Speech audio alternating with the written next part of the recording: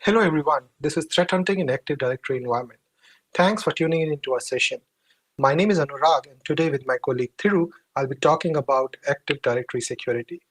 We both work at Mandiant and at Mandiant, we work on a large number of incident response cases for both small as well as large organizations. Some of these cases involve financially motivated threat actors and others nation state backed.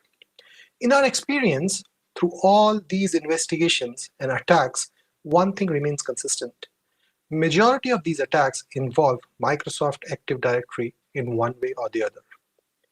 While working through all these cases, we realized that a lot of defenders do not understand the intricacies of an Active Directory environment, how complex and large the attack surface is.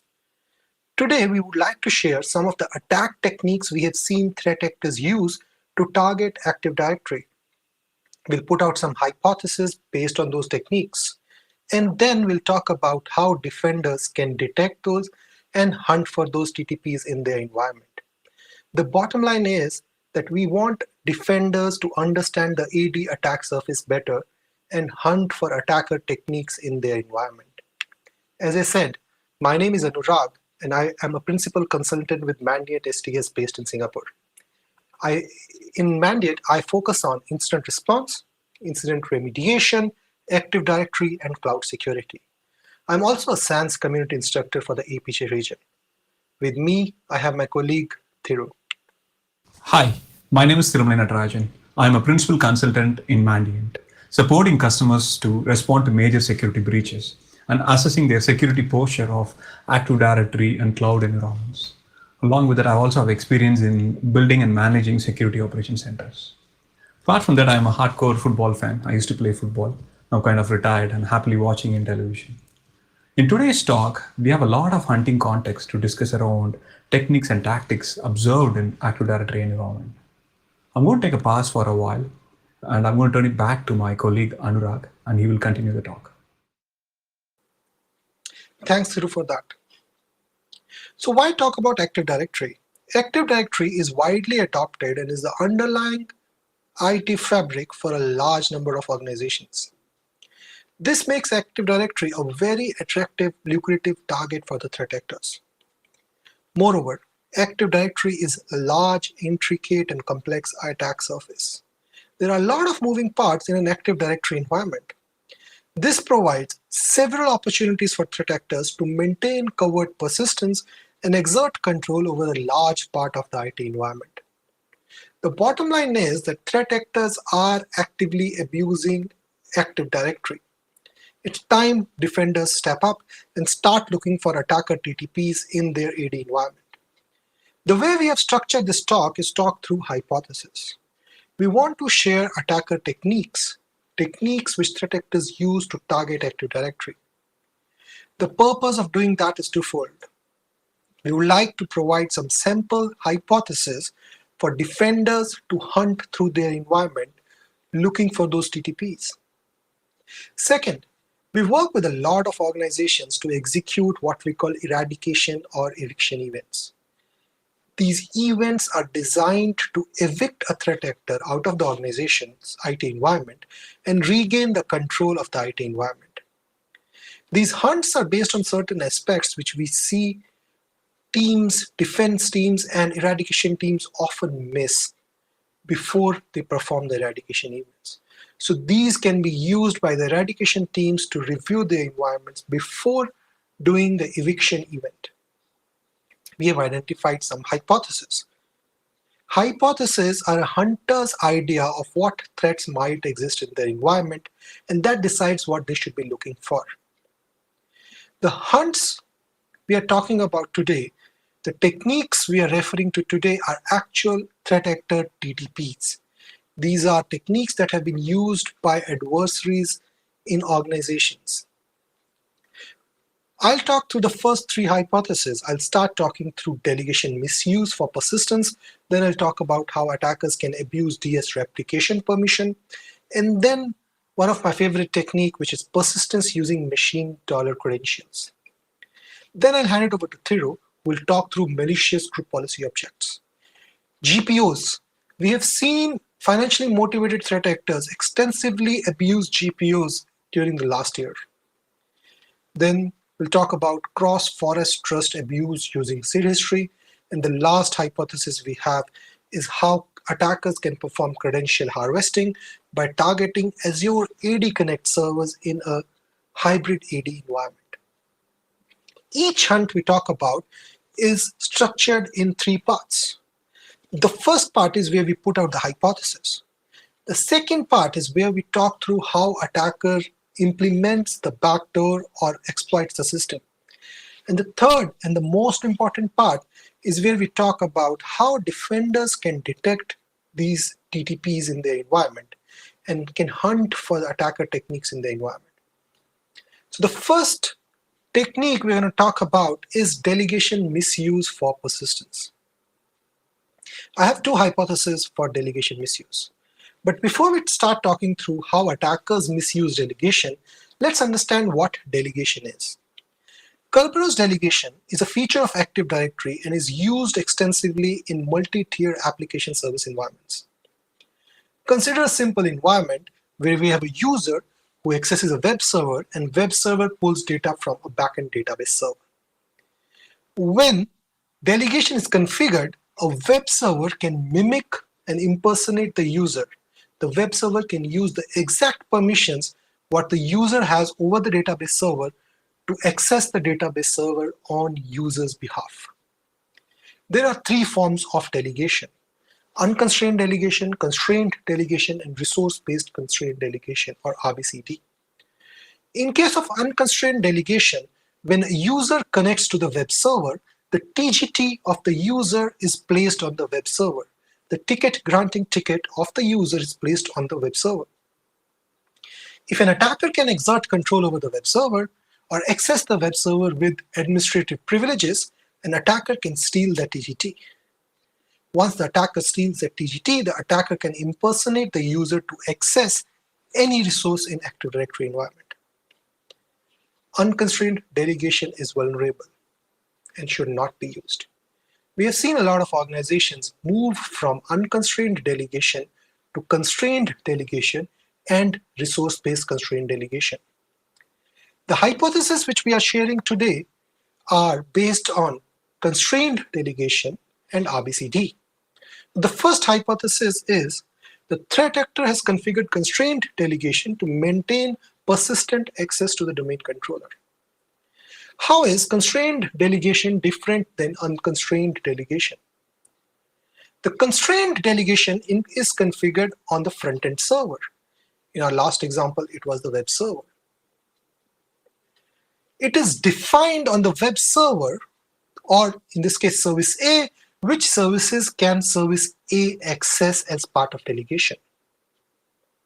This is implemented using two features.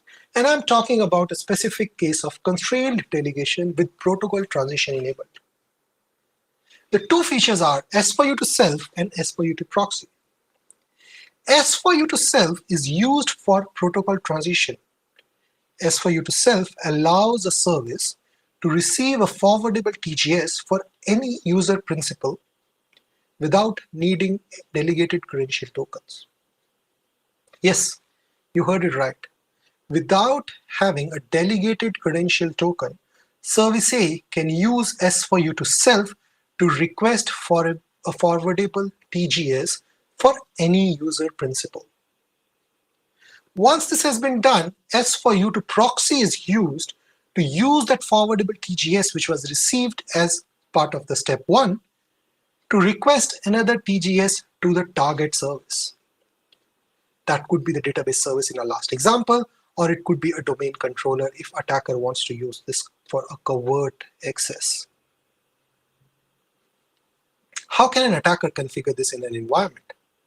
In order to configure this, attacker can use PowerShell. The idea here is that attacker would like to maintain a covert persistent access to a domain controller. What the attacker does is the configuration on Service A object in the Active Directory environment. So attacker can use PowerShell to configure trusted to auth for delegation as true. This is where attacker is configuring enabling S for you to self. And the next step, which is S4U to proxy, can be configured by setting MSDS allowed to delegate to property, pointing to service B, the target service which the attacker wants access to, and that could be a domain controller. Once this configuration has been done, the backdoor has been set. After the eradication event, an attacker can come back, and if the attacker can exert control over service A, they can now go through the cycle of S4U to self, S4U to proxy to access service B, which could be a domain controller. What can defenders do to detect this in the environment? As a detection mechanism on domain controllers, organizations should enable computer account management audit events. This policy setting is useful for tracking account-related changes to computers that are member of the domain. Event ID 4742 is triggered when changes to a computer object are made. Any change to allow to delegate to property with the critical system SPN as the target should be reviewed. An attacker can set this to the domain controller to maintain that covert access. Threat hunters can perform hunt by using PowerShell to list all the AD objects in the environment and look for that MSDS allowed to delegate to property set to a domain controller or any other critical server. So this is how attackers can use constrained delegation to implement backdoors and use those at a later stage. Not only constrained delegation, RBCD, resource-based constrained delegation, can also be used. So our next hypothesis is that an attacker is using the newer RBCD, or resource-based constrained delegation, to maintain covert access in the environment and access a domain controller. How is RBCD different than constrained delegation, which we saw in our last hypothesis? In case of RBCD, the resource-based constrained delegation, the configuration is now done on service B object. Service B object decides who can access it as part of delegation. The configuration is now being made at service B. The rest of the steps remain the same. So an attacker can come back in, do S4U to self, S4U to proxy, and access service B. The DC, the domain controller, checks for the requesting server, example web server, should be present in the MSDS allowed to act on behalf of other identity property of service B. So how can an attacker use this for their advantage? So attacker can configure RBCD. To configure RBCD, they can use PowerShell and set principals allowed to delegate to account property. This needs to be set on service B and allow service A to access it. And once an attacker comes back, they can go through the cycle of S4U to self, S4U to proxy, and then use that ticket to access the target, which can be a domain controller, providing access a covert way to escalate privileges at a later stage to access a domain controller. What can defenders do to detect RBCD? On the domain controller, if audit directory service access policy is enabled, it will provide a low-level audit trail of changes that are being made to objects in Active Directory. Let me warn you, the event volume is high for this specific group of logs. Event ID 4662 and 5136 will both track and can be set to alert on changes being made on the DS object. Hunting. Hunters can use PowerShell to list objects which have MSDS allowed to delegate, allowed to act on behalf of other identity property set.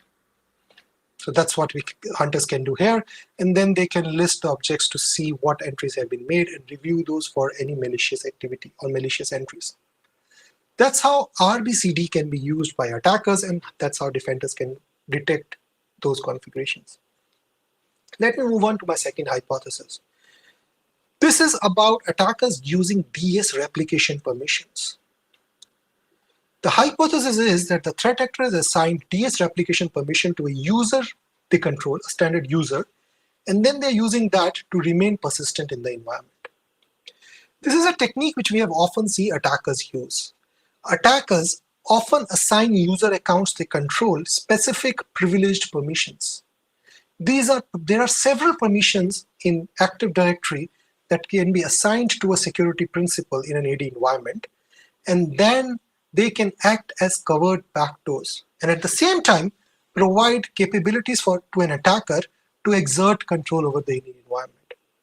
One such permission is DS replication get changes and get changes all. This has been made infamous by the TC sync attack. This permission allows a security principal to remotely retrieve hashes from the domain controller by using the Directory Replication Service Remote Protocol. So any standard user who has this permission can retrieve empty hash of any account in your environment from the domain controller by requesting it for that. So how does an attacker configure this? An attacker can again use PowerShell. So in this example, we are using PowerView, which has DC sync command, an aptly named DC sync command, to provide these rights to a standard user.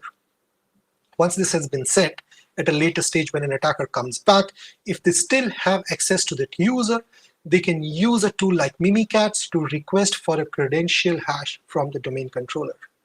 This hash can be of a domain admin, an enterprise admin, or even of the Curb TGT account, the all-powerful Curb TGT account.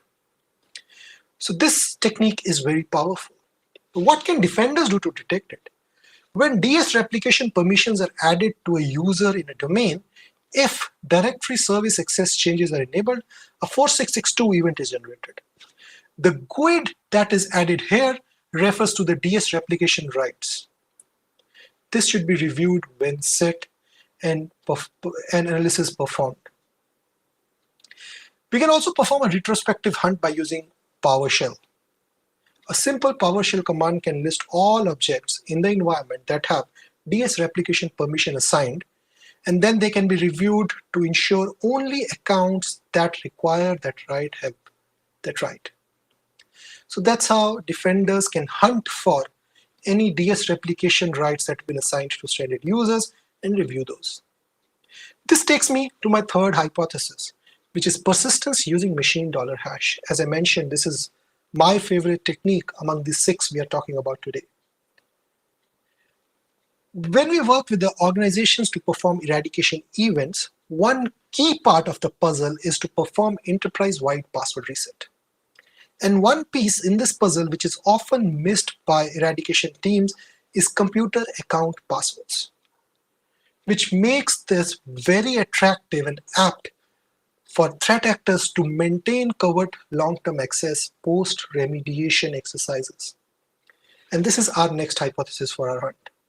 Attackers have stolen a machine account password and is using it to access critical servers or even exert control over the domain controller and access it. So what is machine account? Machine accounts are a bit of enigma and are often not completely understood by defenders. Machine account is a security principle that is tied to a computer object. The password hash associated with this account can be used to create service tickets, TGS. Also, silver tickets to access SPNs tied to this machine. So these become very lucrative targets for threat actors. Fortunately for us, these passwords are rotated automatically every 30 days. This password change is requested by the computer object, the machine in question, and is also configured in the registry of that machine, which actually creates a little bit of security weakness. By default, this value is 30 days. Now, what a threat actor can do to implement this covered backdoor is to change the registry setting to increase this 30-day setting to more than 30 days. In this example, we have taken 365 days.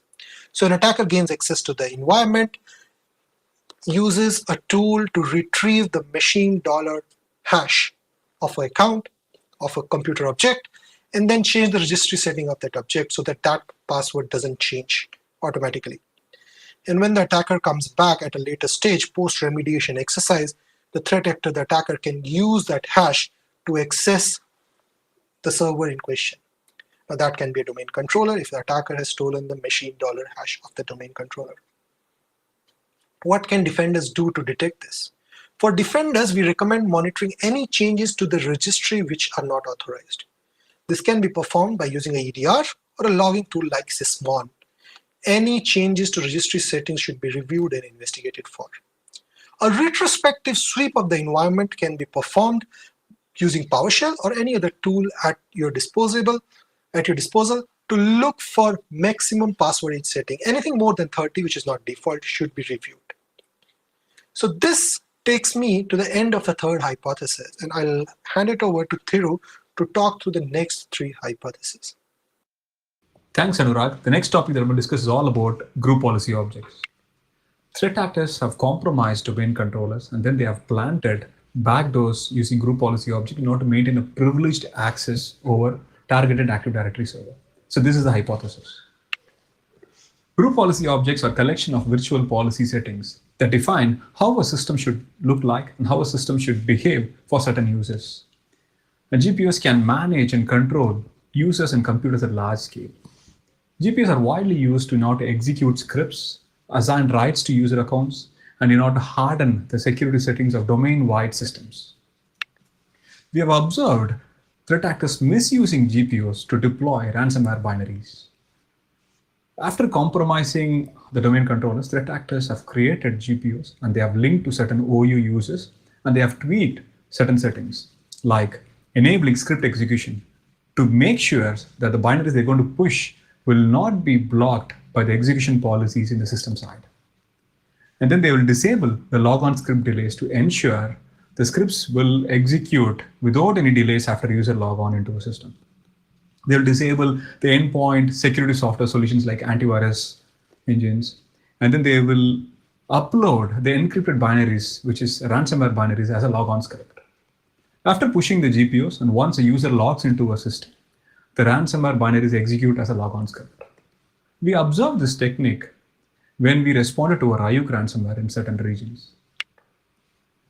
We can hunt these backdoors from GPUs by exporting all GPUs using PowerShell command, or if you have a GUI access over group policy management, you can export all the GPUs. And then you can use your own parser codes or publicly available tools in order to parse the GPUs. These are some of the vital artifacts that we always recommend to hunt and analyze. Extract the user rights assignment settings and review the privileged access configured for users in GPU. Threat actors can abuse user rights assignment settings in order to provide or assign over-permissive rights to the compromised accounts, like logon local rights over domain controller, or backup rights to backup files and directories from critical servers, etc. Following that, extract all the script associated with the system startup shutdown process and use a logon log-off process. Analyze the script, and if you note on that, if any malicious codes are embedded into it, it can be a good indicator. We have also observed Maze ransomware group leverage scheduled tasks in order to execute binaries. Review all the scheduled tasks configured in the GPUs and understand the necessity of it. Following that, restricted groups have a special permission to work with the built-in local groups. If you observe the creation of a restricted group in GPU, and if it is assigned to a built-in local group, we would recommend to work with the internal operation team to understand the requirement of it. Because threat actors can use restricted groups in order to maintain a persistent membership access over built-in local groups. Threat actors enable weaker algorithm in order to read credentials from memory in a plain text format, and also in order to extract credential hash in a weaker hash format. These are some of the registry settings. We would recommend you to collect the configuration settings of it and analyze. Last but not least, review the machine account password change settings. By default, all the machine account passwords will get reset for every 30 days once. If you observe that someone tampers the net logon parameters, like disabling the password change or enhancing the password age limit, this can be a good indicator.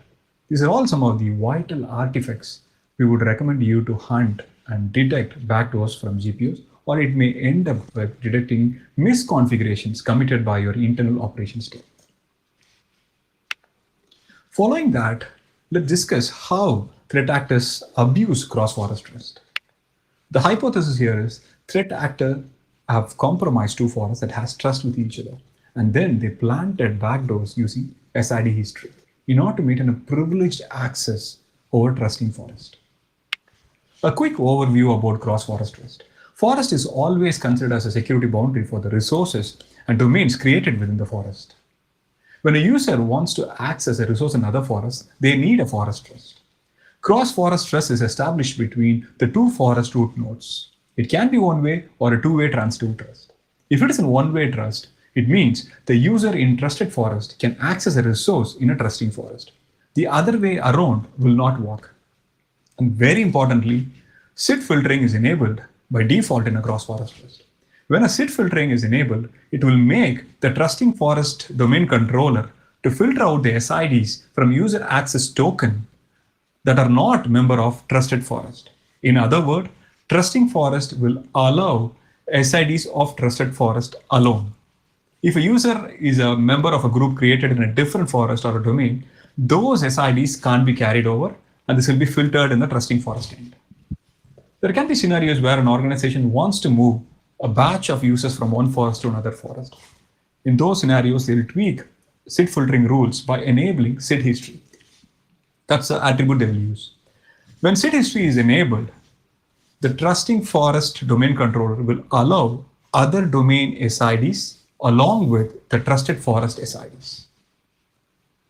But still, certain forest specific rules will be enabled, like SIDs, which is other domain SIDs that has RID values between 500 to 1000 will still be filtered in the trusting forest end. When I refer other domain SIDs is any SIDs other than the trusted forest SID.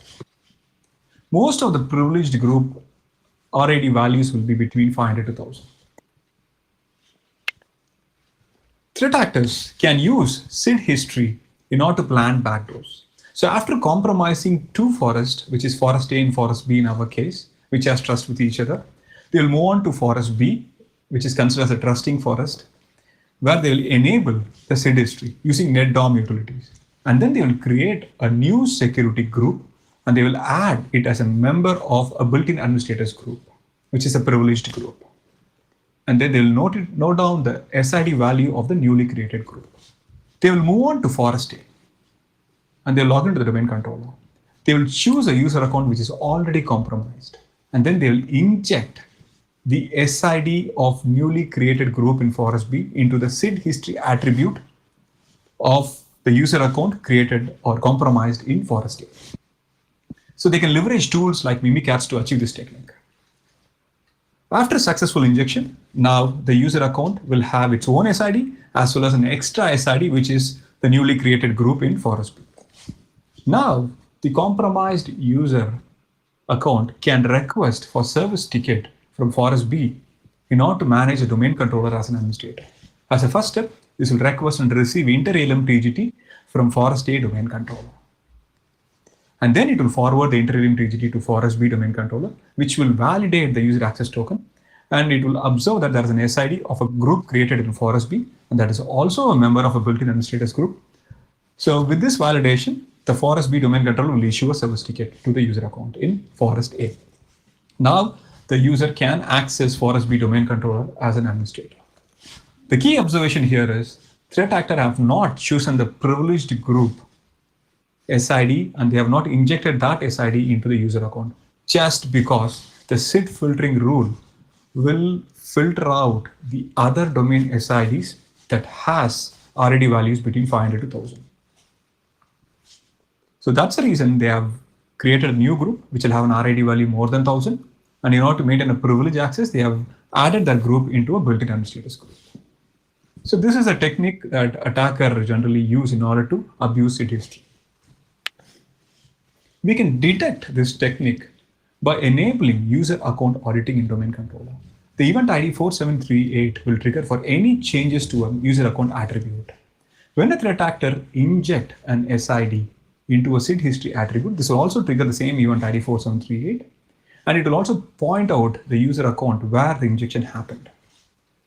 You can also proactively hunt by interacting with domain controllers using PowerShell by listing out users carrying extra SIDs in SID history attribute. And then you can negate users having same domain SIDs in the SID history attribute. In this way, you can list out all the users carrying other domain SIDs in the SID history attribute. And then after identifying the users, you can list out all the extra SIDs and understand the privileges those SIDs carry. You need to work with your internal operation team to understand the requirement of it. And if they are not aware of this change, then there's a clear indicator that there are some suspicious activities going on in your environment, which needs a detailed investigation in your environment. We have a bonus hunt here. The same techniques can be leveraged by threat actors, and they can maintain a privileged access within the same domain.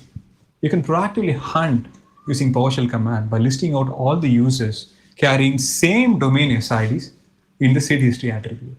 And if you observe those SIDs includes the privilege group RIDs like 512, which is a domain admin, or a 519, which is an enterprise admin, then that's a clear indicator that someone is abusing the SID history attribute in order to maintain a privileged access within the environment. So SID filtering has no effect within the domain.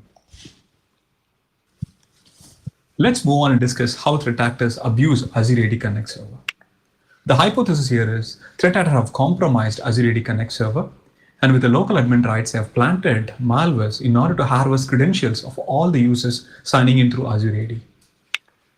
Azure AD Connect is a Microsoft tool that supports hybrid authentication, and this is generally installed in an on-premise environment. And Azure AD Connect acts as a bridge between on-premise Active Directory server and Azure AD in order to synchronize the user attributes or properties. Azure AD, along with Azure AD Connect, supports various authentication methods like pass-hash synchronization, pass-through authentication, and federated authentication with the help of ADFS server. Organizations prefer pass-through authentication method in scenarios where they wanted all the cloud users to get authenticated with on-premise Active Directory server, and if they don't want to synchronize the hash of the password hash with Azure AD. This diagram represents the authentication flow of pass-through authentication method. I'm going to give a quick overview on the authentication flow. So now the user wants to access an application, and if they have not already signed it, the application will redirect to a Azure AD sign-in page. Now the user enters the credentials, Azure AD will collect the credentials, will encrypt it with the public key of Azure AD Connect, which is installed in on-premise. And then the encrypted credentials will be converted into a request, and the Azure AD will add the request into a queue. Azure AD Connect, which is in on-premise, will always have a persistent connection with Azure AD. So after retrieving the request from the queue, it will decrypt the credentials using its own private key. And then it will validate the credentials with on-premise Active Directory server. Based on the response it receives, it will forward it to Azure AD. And Azure AD will allow the user to access the application when it receives a successful authenticated response and if multi-factor authentication is not enabled. From an event standpoint, you can observe the successful sign-in log of a user account in Azure AD, as well as there will be some related events recorded in on-premise Active Directory server like service ticket requests for the AAD Connect server. Threat actors can tamper the authentication flow by compromising the on-premise Azure AD Connect server, and then with the local admin rights, they will inject a malicious DLL into a process called Azure AD Connect Authentication Agent Service. So this process is responsible for validating the credentials with on-premise Active Directory server, which is step 7. In order to achieve this attack technique, threat actors can leverage tools like AAD internals, and then they will install AAD internal PTS spy functions, and which will inject a malicious DLL into this process. And then it will start harvest the credentials of all the users signing in through Azure AD. And then it will record all the decrypted version of credentials into a hidden file. Along with that, this will also bypass the credential validation process with on-premise Active Directory server. And now the on-premise Azure AD Connect server will send successful authenticated response for user trying with any passwords. In other words, User can use a valid or an invalid password, but still the Azure AD Connect server will always send a successful authenticated response to Azure AD. This is a bit scary, right? Step 7 and step 8 will not happen when a malicious DLL is injected successfully. We can detect this technique using EDR tools or sysmon utilities. The sysmon will trigger event ID 7 whenever it observes new images are loaded into a process or if a new DLL is loaded into any process.